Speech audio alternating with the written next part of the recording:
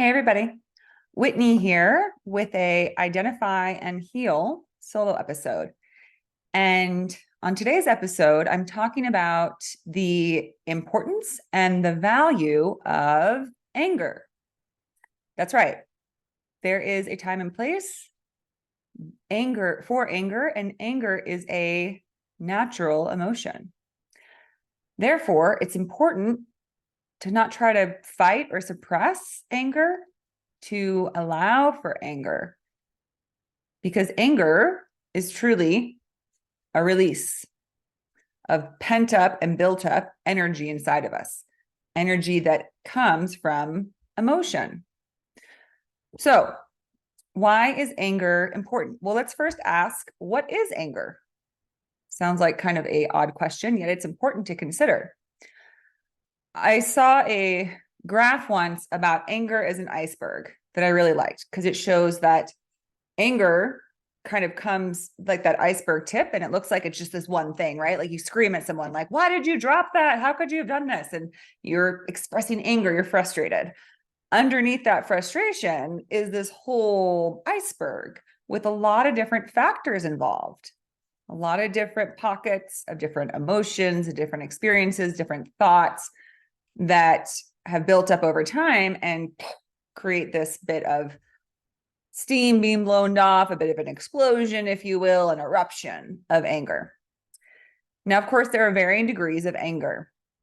And I've also heard it said that anger is a natural emotion, yet rage is not. Rage is sort of anger on steroids, right? It becomes almost kind of takes you over, right?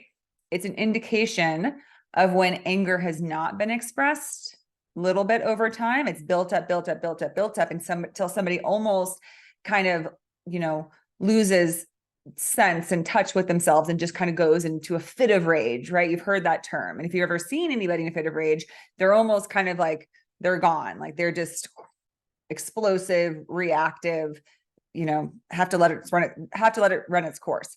So we don't want to get to the point of rage, because that doesn't feel good. And really, anger in and of itself doesn't feel good.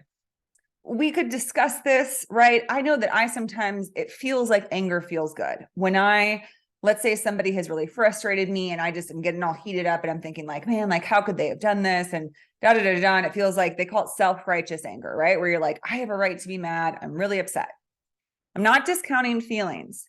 Again, anger is a natural emotion. If we feel that somebody has disrespected us, lied to us, been inconsiderate, been rude, any of those things, then we're going to feel some type of way, right? That's natural. If somebody doesn't honor our boundaries or pushes us to do something or to tell them something or to decide on something, any of these things, we can feel it's like if you start to feel pressure, push, you're eventually going to, stop it, which can seem like anger. It's a natural thing. It's you honoring your body, noticing like, wow, my body feels really clenched up the way that this person's acting or what they did to me or based on the situation, right? So, or we can get defensively angry, right? Like if somebody is rude to our dog, you better not be rude to my dog. I don't like when people are rude to my dog. She's very sweet. And even I get mad at my dog sometimes though. So, okay. But the first example, if someone's rude to my dog, then you kind of get this protective energy of like, hey, like she's fine. Don't worry about her. Like she's, leave her alone. We're defensive of the ones that we love, of things that we care about, things that are important to us, right?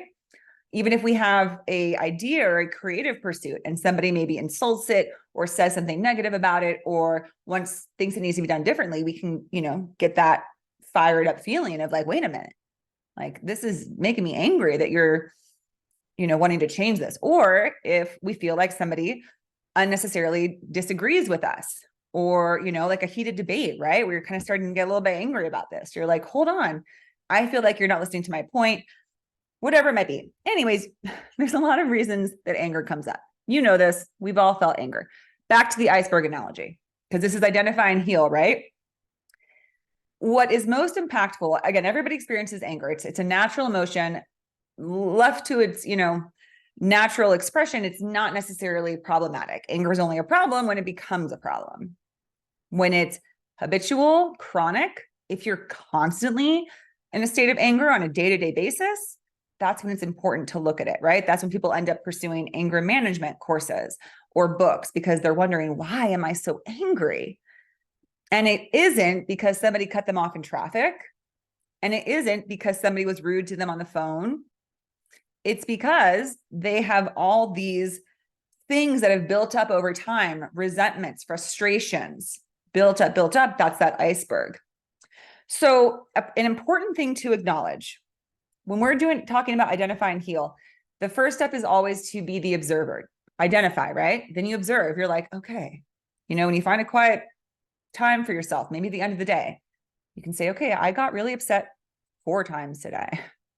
I got upset when I was driving to work. I got upset when I was talking to a coworker. I got upset when I couldn't open that bag of chips and I was getting all mad. Like, what is that about? We've all been there. At least I know I have, where I'm like, why did I get so mad about this? And if you think about it, it really feels, at least when I've been in those states, I could have something happen one day and I would just completely breeze through it, right? Like, let's say I can't find something. I'm trying to, find my purse before I leave and I can't find it. I'm like, oh, where is it? Even if I'm running late, I might take it in stride, be fine with it. The next day, if the same situation happens, I might throw an absolute fit, that like, God damn it, where is my purse? And I'm getting late and and you're just, you're angry. So it's important to step back and say, what was different about those 2 days? What I think and consider about anger, it's because our reserve tank has dropped down to almost empty.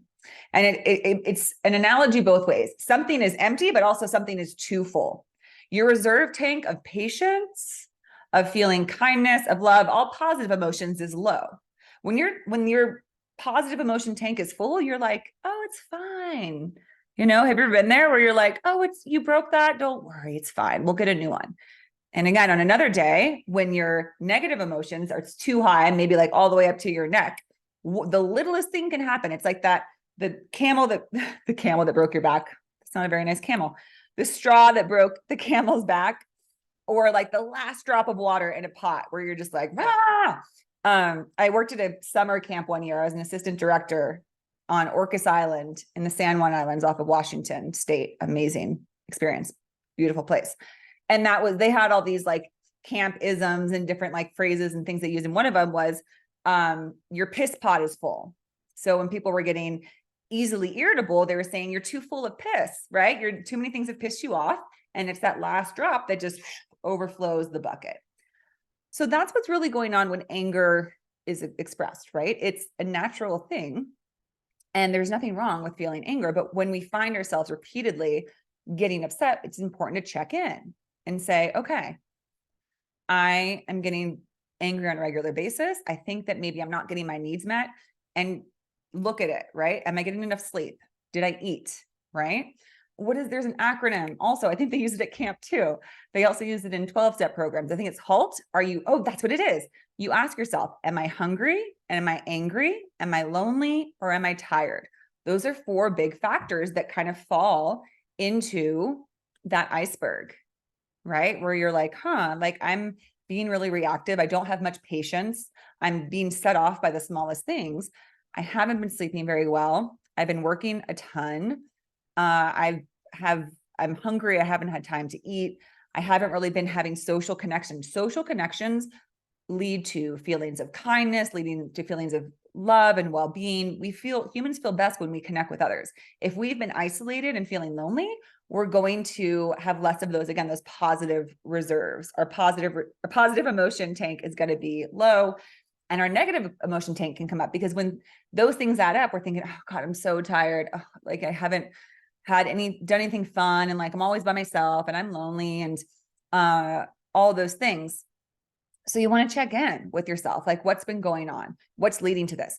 I noticed that when I'm super busy and I have like a ton of things on my to-do list and I'm just racing from one thing to the next, I might be able to do it for one day, but by like the end of the week, my piss pot is so full and my positive emotions are so low that I will just like not have patience. Like I remember when I was working to get my hours as a therapist and I was just so busy and I was working this job that did, you know, was community based, and I was racing all over all day, long hours till like started in the morning till like after 6 or 7, sometimes 8 at night. And then I have to go home and my dog needed to be taken out. And so when my reserve tank was down, I was just huffing and puffing, and like I'd take her out and I'd be like, okay, go to the bathroom. And like, if she, you know, if she was being difficult, I would just be angry, right? I just didn't have any reserves, and I literally could feel it. I was like, I have nothing to give. I am depleted. That's what it is. Depletion can lead to bubbling up of anger, because you kind of almost just devolve into a child, because you're like, I want to be fed and held, and I want to be taken care of, and I need a nap. We're all still little kids at heart, you know, just because we don't look like we did when we were 5, sometimes we're still 5-year-olds. I'm going to do an episode on that, more related to our responses to some things based on our childhood trauma wounding. Anyways, so we want to check in with our anger, but we also want to remember that if we are feeling angry, it can also be a process of growth and shedding, right? Sometimes things come into our life that I believe, in a spiritual sense, come into our life to challenge us, to challenge our beliefs, to challenge old cycles, to get us to decide to break out of things, right? Whether it's a person or a friend that is really irritating you, and every time they seem to do the same things, and even when you request that they do things differently, they don't, and you're saying, I'm getting so frustrated, and every time I'm around you, I'm angry. And you might find yourself that after that friend leaves, you're kind of playing out conversations in your head, and you're like, how could they have said that? How could they have done that? And you realize, like, wow, this brings a lot of anger, and I always feel frustrated. And you do want to take a look at what that is. They do say that something that bothers you or angers you about another is something that you have yourself, because if you didn't, it wouldn't bother you. That's what's said. That, I believe, can be true, definitely. Like if somebody sort of subconsciously reminds you of yourself, you're kind of going to be like, you jerk, because we all get frustrated with ourselves, right? We are with ourselves 24/7. We know all our faults. We know all our little, you know, tendencies and shortcomings. So when we see it in someone else, we're like, because we're mad at ourselves for doing them, right? I know I get frustrated with my shortcomings. It's like, why can you be so self-focused so often? And why do you, you know, sometimes push to get your way, and different things like that. So if I see someone else do it, it brings up feelings for me. It can make me angry. So that's one thing to check into. Is that this? But I will say it's not always that. We have to look at the fact that anger can come from different things, right? It can come from that empty reserve tank of positive emotions. It can come from that full piss pot. It can also come from seeing things in another that you don't like about yourself. And you're like, ugh, I wish I didn't. You're not thinking this, but it's sort of like, oh God, I hate that I do that. So I hate seeing it. When I have to see it, it really bothers me. However, anger can also just be because you have someone around you who's not very nice, right? We want to be mindful of that. That maybe, again, like I was saying, in a spiritual sense, the universe is kind of trying to show you a lesson of like, do you choose this? Do you choose to keep associating with someone that pushes your buttons and doesn't seem to respect your space or your request? Do you want to still subject yourself to that? Are you in a job where you do not feel heard? You do not feel acknowledged? You do not feel respected or appreciated? It is a human need to feel like when you are expelling energy, when you're working for something, whether it's in a relationship or in a family or in a job, we need to receive as well, right? Energy is reciprocated. It's a symbiotic relationship. It cannot be one way. If it is just one way, we will get depleted, we will get burnt out, we will get frustrated, we'll have nothing to give. So anger can be an indication that, wait a minute, I am in an imbalanced situation with my partner, with my job, in my family, or maybe it's with yourself. That's another thing. We can get angry if we constantly have this critical voice in our head. That one's more tricky, right? Because that voice can be very well ingrained, right? Those neural pathways of that inner critic, those can run deep. Yet you can make the choice to start shifting away from that and working to acknowledge when those negative thoughts come up, release them, replace them with a different talk track. They might come up from time to time, but reduction, right? Reduction is something to acknowledge. It's still something. Even if you can't totally extinguish something, reducing things is powerful. So reducing the negativity in our head can help us to alleviate anger that we might have towards ourselves, right? Then anger might also just come from something that happened. And you might feel, I've had this recently with family matters where, because family is a very touchy thing, and also old friends, because you might have a whole history of like, I know with one of my brothers, we have particularly strong, like we've always kind of butted heads. We love each other. We're close, but we also kind of push each other's buttons. And so when we kind of had a flare up, I was just like, had a lot of anger, and I was kind of berating myself, and I was like, why are you so angry? What's wrong with you? That's what I want to offer everybody listening. There's nothing wrong with you. Anger is a natural response to built up emotions and feelings, just like a kettle, right? Just like a smokestack that's and then it, explodes, just like a volcano, right? There's pressure, and then there's nowhere for it to go. So it comes out and it needs to come out, right? We need to release it. There's nothing wrong with you. It's a natural response to built up emotions. There's nothing wrong with it. Again, yes, if we're getting angry every single day, if we're having outbursts, we want to check in with it. And we need to, it is our responsibility to start to tend to those things that make up the deeper iceberg. If we're not tending to our personal needs, sleep, food, water, and moving our body, like things that we need to satiate and care for our bodies. If we're not engaging in connections that bring us joy and happiness, where we feel a sense of love, we're going to feel isolated and maybe a little bit bitter. So we want to tend to that iceberg.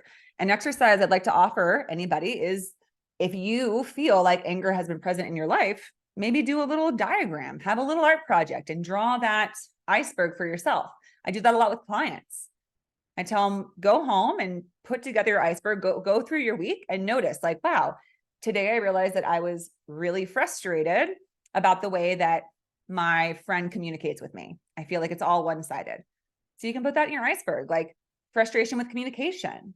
That's another thing that can breed anger and resentment. If you feel like you're always the one trying to make plans, trying to connect with somebody, and they're not giving anything, that can happen in friendships, relationships, and so on. So work on your iceberg and see what's there. Everybody can do it, because we all probably get angry at some point on most weeks about something or another. But again, it's a normal feeling. However, like I said, when it gets really powerful, it turns to rage. And that can be a little scary for us, because that's when, again, we almost feel out of control, and people around us will feel frightened, because they'll be like, oh my gosh, like, I didn't know if you were going to get physical. I didn't know what was going on with you.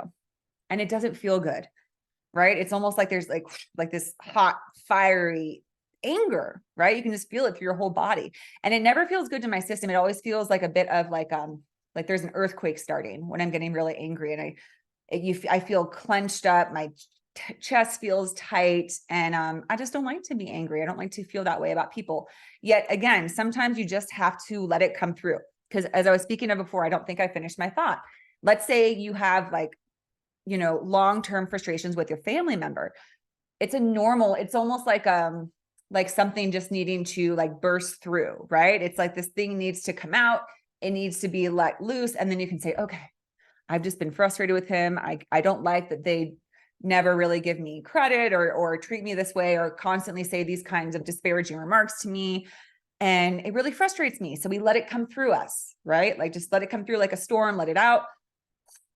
It is our responsibility to manage anger. If we're really feeling it and we know that we don't have the capacity in our wave of anger to be patient with others, maybe remove ourselves from a situation, right? Where you say, I'm sorry, but I need to go for a walk, right? That's something people will do often. Okay, sorry, I need to take a step back, go for a walk before I continue this conversation, continue this meeting, whatever it might be. So know your needs, right? No need to fight your anger or get angry at your anger or question yourself, like, what's wrong with me? Take care of yourself. And sometimes all you can do is just sit with it, right? It's not that different from sadness. They're considered opposite emotions, but sadness we all know it's a different feeling, right? It's this sort of your stomach kind of drops, and it's like your whole body kind of, crouches, like you're just sort of feeling down. But when you're angry, it's like you're fired up. You're like, oh gosh, like, so it's like the opposite. Like, one makes you very like alert and on edge, and the other just makes you kind of like sink into a lower feeling. Both of them, it's important to allow for. All emotions is important to allow for, right? So again, see the beauty in anger at times, that it's just something that's ready, something rumbling within you that's ready to come out, right? So if you're, and also it helps you to acknowledge, like, well, maybe there's a conversation that needs to be had. If I every single day am going back over what this person said to me and I'm just angry and resentful, maybe I need to say something. And if I can't say something to them, then what can I do for myself to help resolve this so that I'm not constantly thinking about, them in a negative way, because we're still holding on to anger, because that's the problem, holding on to anger. You don't want to hold on to anger.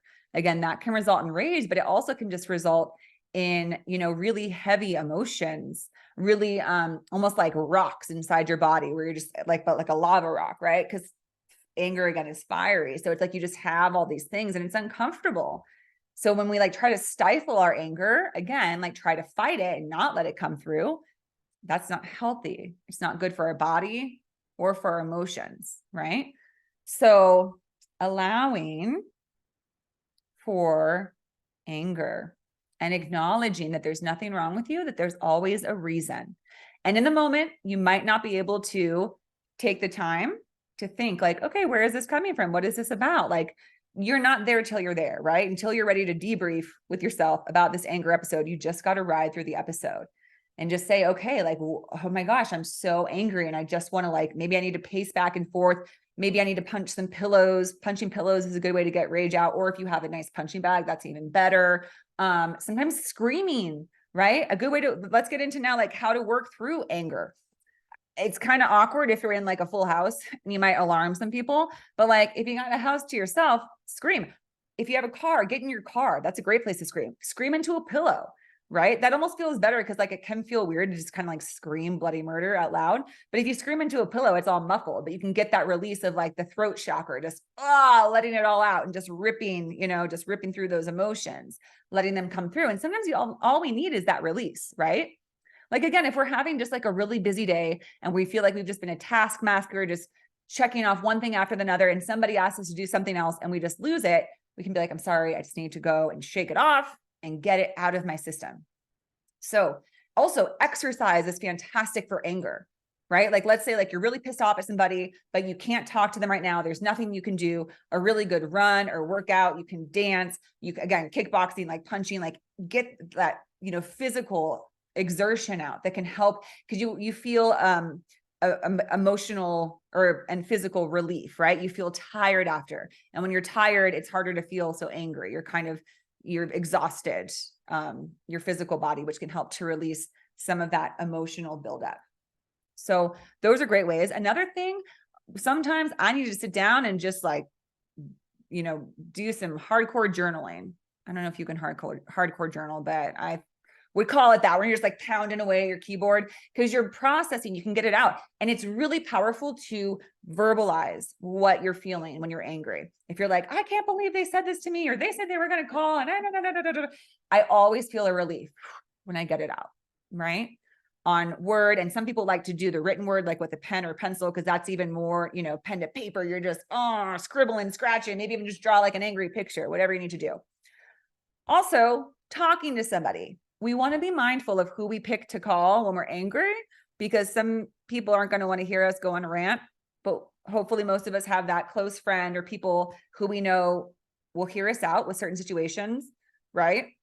And to check in and be like, hey, I am like just fuming. I'm fuming right now with some anger. Can I call you and vent a little? And they might say yes, or they might say no. We have to respect that.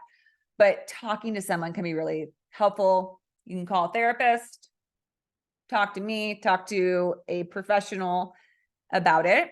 I've had times in my life where I was overall just pretty overwhelmed and angry, and I got back into therapy and found someone where I just said, I need to just vent and talk. And it's powerful. See how all these are expressive, right? Through exercise, you're expressing, you're expelling energy. Through talking or writing, you're expressing, you're expelling energy, right? All of these things. Through screaming in a pillow, you need to exert something. Anger is built up inside of you. We need to let it out. So naturally, again, it will just by energy, but you can use these tools: writing, talking to someone, exercise, screaming into a pillow, punching a pillow, running, going for a walk. All of these are ways. Sometimes I like to listen to really loud music, really pissed off rock, metal type of music, and just be pissed. Because again, sometimes you just need to be pissed and angry for a little while. Nothing wrong with it. It'll usually pass. As I said before, if it becomes chronic, if it becomes a regular thing, then you want to kind of check in. All right. So those are my thoughts on anger. It's been something that's kind of come up for me in the last few months. Again, I will say that I believe it often is a part of the spiritual path when we're releasing stuff, or when we're going through a period where we're ready to level up or getting ready for maybe a new beginning, a new start. Our body is almost kind of telling us like, hey, you might not realize it, but you have some like anger gunk stuck in there. So we're going to give you some catalysts, this obnoxious experience, this frustrating thing, so that you can get some of that anger out. Because here's the other thing that I will say before we close. Let's say a conversation with your friend makes you mad. There's always a root factor to any anger, which is feeling maybe unseen, unheard, disrespected, not loved, not considered. It might feel like, well, it's because they didn't call me and then they didn't invite me to this thing. And you can tell the whole story, but it comes down to one thing that's really making you angry. And usually it comes down to feeling something like disregarded, not considered, disrespected, that kind of thing. So that's also helpful. If you're feeling angry, be like, what is that core point? If I had to define it, my frustration, my anger in one word, what would it be? Because that can kind of be the key, which again, back to a spiritual sense, can say, okay, I have a belief that people don't respect me, that I am not considered, that I am not loved, that I do not get recognition. Once we solve that, we can say, okay, so maybe the situations I'm in right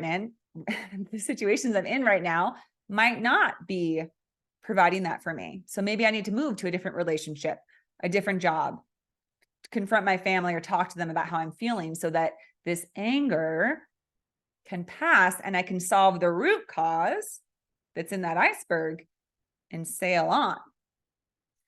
All right, everybody. I hope that was helpful. If you have any questions or thoughts, I would love for you to contact me, or if you're watching this, put a note in the comment section. And I appreciate you all watching, and I hope you have a wonderful day.